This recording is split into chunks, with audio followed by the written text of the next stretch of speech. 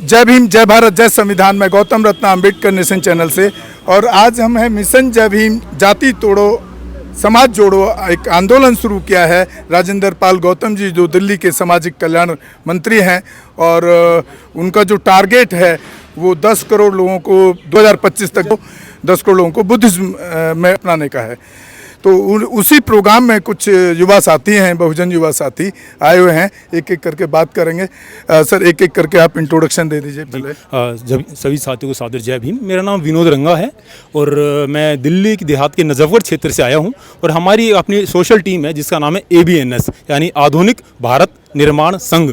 बाबा साहब doctor. Sir, मेरा नाम आशीष कुमार है, मैं दिल्ली के नजफगढ़ एरिया से आया हूं, और हमारा एक अपना खुद का एक अपना संघ है जिसका नाम है आधुनिक भारत निर्माण संघ ABNS। मैं ABNS से महासचिव मास्टर राकेश कश्यप।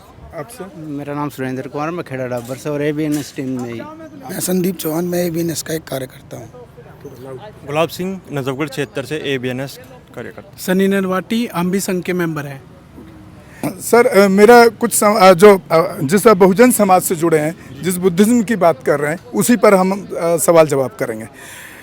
आपको मैं पूछना चाहता हूँ, एक कड़वा सच है कि बाबा साहब अम्बेडकर जी ने जो उस ज़माने में 10 लाख लोगों को बुद्धिज्म का दीक्षा दिलाया, उसके बाद कई ऐसे प्रोग्राम हुए हैं, लेकिन जब हम प्रैक्टिकल रूप में जाकर देखते हैं तो बुद्धिज्म और बुद्धिस्ट लोग नज़र नहीं आते हैं।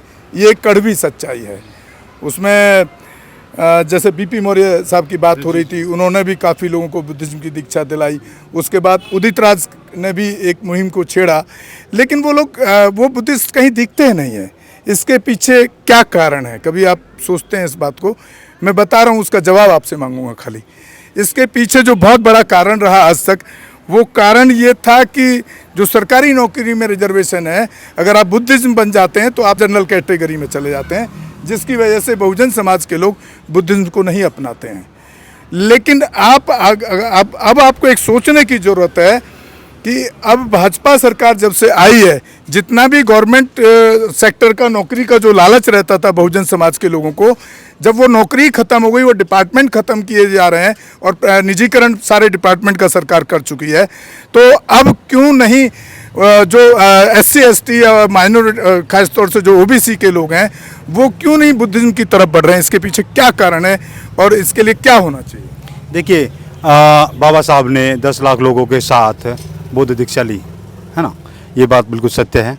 और आपने बताया, और मैं भी जानता हूँ, मैंने भी पढ़ा है, समझा है कि उसके बाद भी बाबा साहब के दीक्षा दिलाने के बाद भी लोगों ने बहुजन समाज के एकजुट होकर काफ़ी बार बौद्ध दीक्षा ली है।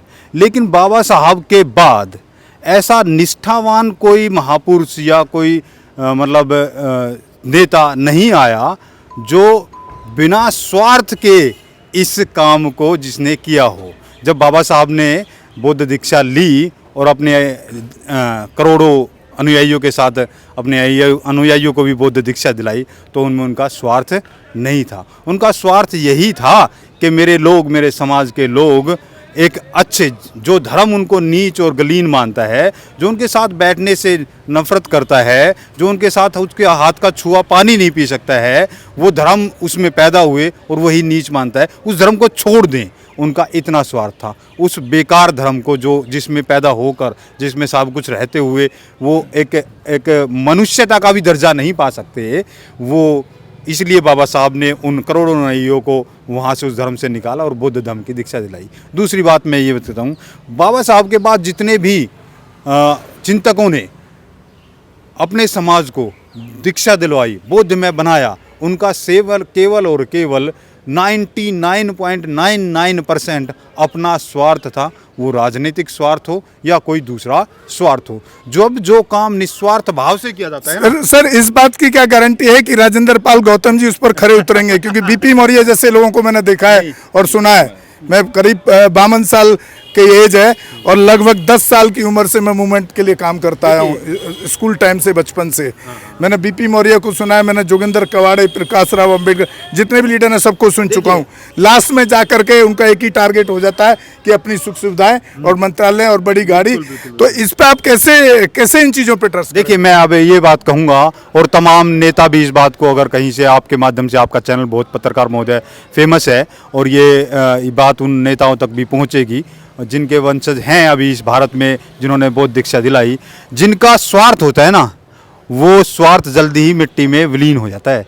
जब बाबा साहब निस्वार्थ भाव से लोगों को, अपने समाज को बौद्ध में बनाया, बौद्ध दीक्षा दिलाई, तो आज बाबा साहब का नाम का डंका पूरे विश्व में जाना जाता है। लेकिन बीपी मौर्य को एक लिमिटेड दायरे में ही, आप, मैं कहता हूँ उत्तरी भारत से कहीं दक्षिणी भारत में जाके देखिए और बीपी मौर्य साहब का नाम लीजिए। मैं कहता हूँ जम्मू कश्मीर की तरफ जाके बीपी मौर्य साहब का नाम लीजिए। आप दिल्ली और दिल्ली के इर्द गिर्द बीपी मौर्य साहब का नाम लेंगे ना तो लोग जानेंगे। लेकिन बाबा साहब का आप, मैं कहता हूँ विश्व के उत्तरी ध्रुव या दक्षिणी ध्रुव या किसी भी कोने में जा, हमारे भाई युवा साथी जो कह रहे हैं एकदम परफेक्ट हैं कि जो लोग समाज के मिशन को कहीं ना कहीं छोड़ देते हैं या उससे भटक जाते हैं तो उनका नाम खत्म हो जाता है।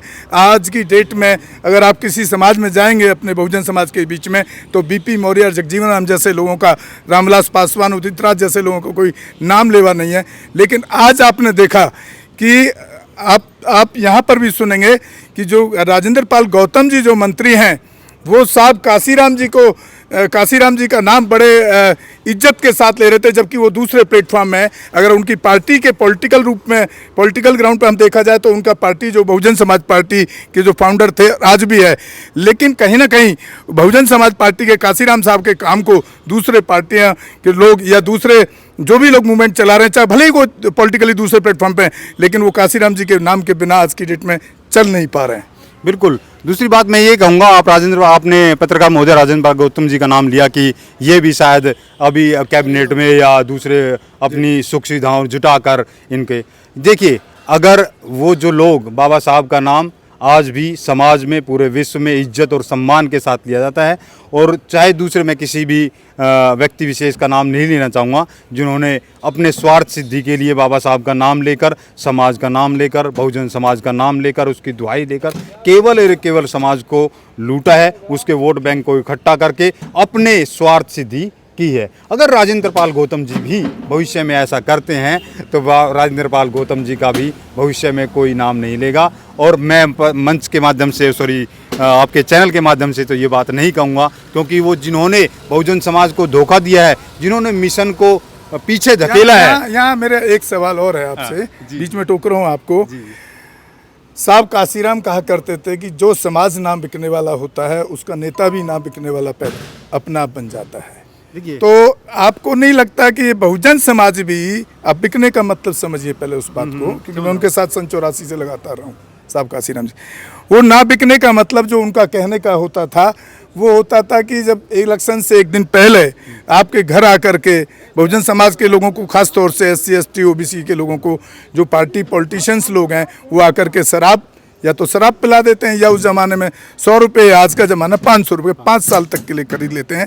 तो फिर जब समाज बिकता है तो नेता को आप बिकने से कैसे रोक सकते हैं? इसके बारे में आप क्या कहना चाहते हैं? देखिए, समाज, साहब काशीराम का आपने नाम लिया और साहब काशीराम कहते थे कि जिसका समाज बिकाऊ होता है उसका नेता बिकाऊ होता है। आपने गलत बोला, जिसका नेता बिकाऊ होता है ना उसका समाज भी बिकाऊ होता है, क्योंकि बाबा साहब बिकाऊ नहीं थे। बाबा साहब ने जब ये घोषणा की कि मैं इस धर्म में पैदा जरूर हुआ लेकिन इस धर्म में मैं मरूंगा नहीं, तो जैसे ही उन्होंने मंच से ये घोषणा करी वैसे ही तमाम पंथ के लोग उनके पास लुभावने, इवन करोड़ों रुपए का ऑफर, हर धर्म के लोग उन्होंने अप्रोच किया कि आप बाबा साहब ये कदम, ये आप मुस्लिम धर्म में आ जाइए, हम आपको इतने करोड़ रुपए संपत्ति देंगे, हम आपको ये रियासतें दे देंगे, हम आपको वो देंगे। सिख से भी, क्रिश्चियन लोग भी वहाँ पहुँचे, तमाम पंथ लोग पहुँचे। लेकिन बाबा साहब ने को मालूम था कि अगर मेरे समाज का कोई पंथ, कोई विचारधारा, बौद्ध धर्म नहीं है, बौद्ध एक धम्म है, तो वो विचारधारा है। अगर कोई बहुजन समाज का कोई न्याय, कोई सम्मान, कोई स्वाभिमान लौटा सकता है तो केवल गौतम बुद्ध की तथागत का धम्म है और कोई रास्ता नहीं है। तो समाज टिकाऊ रहता है बशर्ते जो रास्ता दिखाने वाला है वो टिकाऊ रहे।